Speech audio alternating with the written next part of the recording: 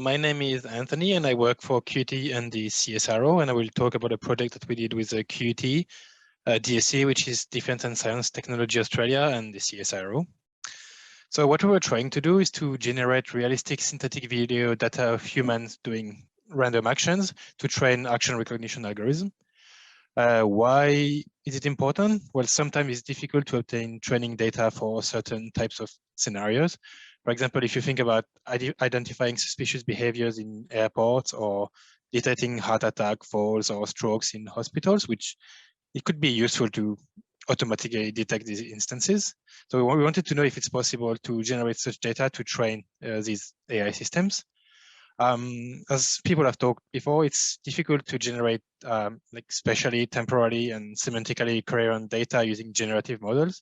So what we did is that we went the route of CGI, which means the talk is going to be fairly different from the one you had before in terms of the techniques that we've used.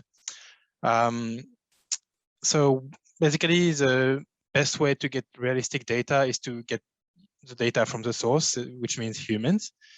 So in terms of the actions that we wanted to represent in our data set, what we did is that we actually acquired them from humans using motion captures. So we went to QCAT, which is a CSRO site where they have a motion capture platform. And we basically strapped on some markers onto people, and we just track these markers over time within the platform. And at the same time, we basically captured 3 video feeds that were synchronized. So we had the tracking over time of the markers that were placed on the person. We had the video feeds. And basically, all we had to do is link these markers into a skeleton to get human motions. So we just randomly selected actions such as walking around, jogging, running, making a phone call, or like picking up a luggage or sitting. And we just got 10 volunteers to do these. And this is basically what it looks like. So you can see myself here running under the platform, and you can see the markers that are tracked over time, and the skeleton that basically links all these markers together. The animations here are not synced because they were just GIF images. It's just another example of actions, which was just sitting down. Now that we had our motion, our human motion, what we needed is a way to actually create a human in the scene. So we used a statistical model of a human, which is called Simple. So what is Simple? It's basically a PCA model of the human body. So it parameterizes the mean and how basically you have variation within the population. So how each person deviates from the average person. And this model was created using 4,000 scans of human bodies. And basically, by changing the mode of variation of the human and choosing different shape parameters, you could have a short person, a larger person, or a tall person.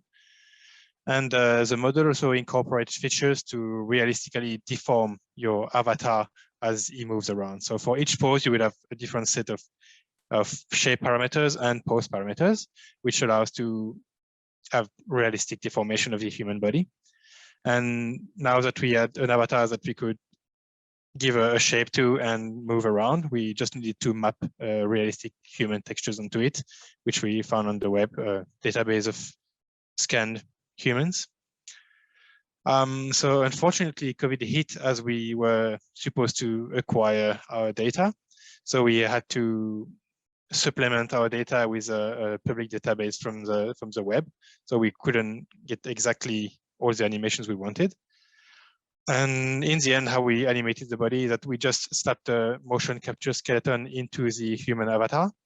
And then we just started the animation and then deformed the body with it. And we had scripts to automatically like deform the human shape. Oh, I've just lost light. Oh, should be okay. Basically, depending on the pose of the human body. So how we ended up creating the video, now that we had the avatar moving around, we just needed a scene. So we had the option of either creating everything into a 3D environment, which would have been very tedious and required a lot of design. So instead what we did is that we just picked up some CCTV footage from QT, and we just placed this footage at the back of the cone of the camera in our software. And we just chose like 9 random scenes, and we just added post-processing layers to add noise and deformation to the image to model lens distortion and just normal camera noise. Overall, the pipeline was pretty simple. We just selected our avatar. We just gave him random shape parameters to create different types of people, and we just mapped a random textures from a database of 700 textures. We selected our animation, and we basically started the animation. We selected the scene from the one that we had, and we positioned the camera within the scene. And we just rendered the video with a different resolution, frame rate, and lighting. And once we had one video done, then we just updated the shape parameters, the textures, the animation, and the scene, which allowed us to create basically a bunch of training videos. This is what the end result looks like. So obviously I had to trim the videos a little bit because it's a GIF and I didn't want my PowerPoint to be too large. So it's just a bit slow or fast depending on the video, but it looked relatively realistic. Obviously not perfect, but we ended up with a decent results for what we needed to do. So we generated a database with roughly 800 videos, half male, half female, all with different shapes. So we could have large, short, tall people, thin people, and everything we needed. And we just chose animation from our public database, which matched the keywords walk, run, and animations like this. And just random textures and videos, and we set the maximum length of the video to 20 seconds, just so that we could have a manageable size. Now that we had a database, what we wanted to do is do some pilot testing to train action recognition model using our synthetic data, and actually try to use the model trained on synthetic data to detect action in real videos. So we just used an algorithm called the self-supervised temporal domain adaptation algorithm, which effectively just tries to align the feature space of a labeled and an unlabeled video, and then use this as a reference to provide label to the real video. I just manually labeled 280 videos, which was still used because for each video I had to say what was happening in each frame, and I extracted the features using just ResNet 50 pre-trained on ImageNet. And it was experimented on both synthetic and real data. Here's just a couple examples of pilot results that we obtained. So this is just a synthetic data that was automatically labeled as to what was happening in the video. Just randomly an avatar walking, sitting down, standing up, and walking again. Yeah.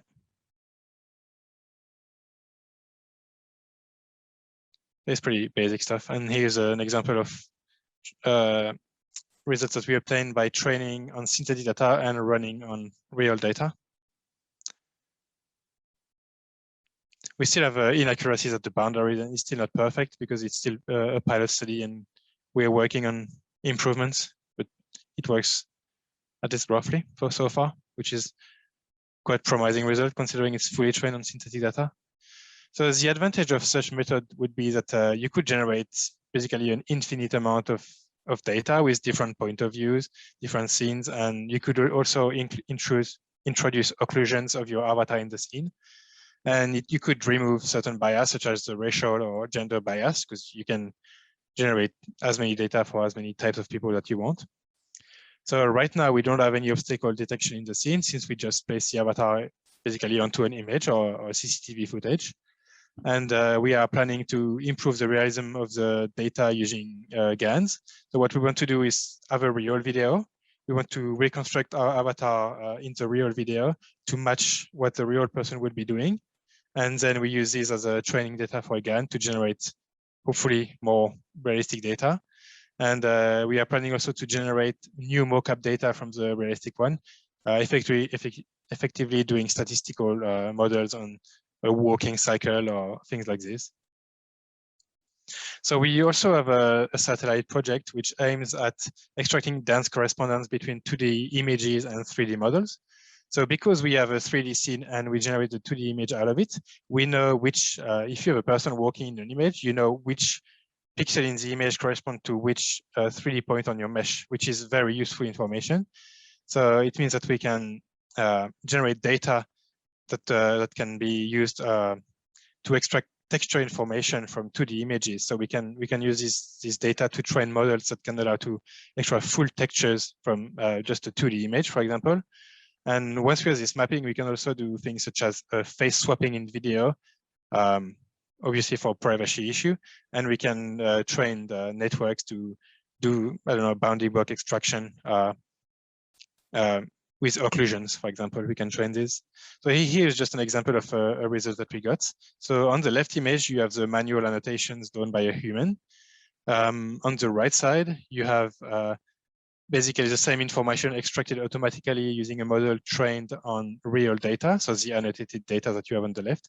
And in the middle, you have basically trained fully on synthetic data.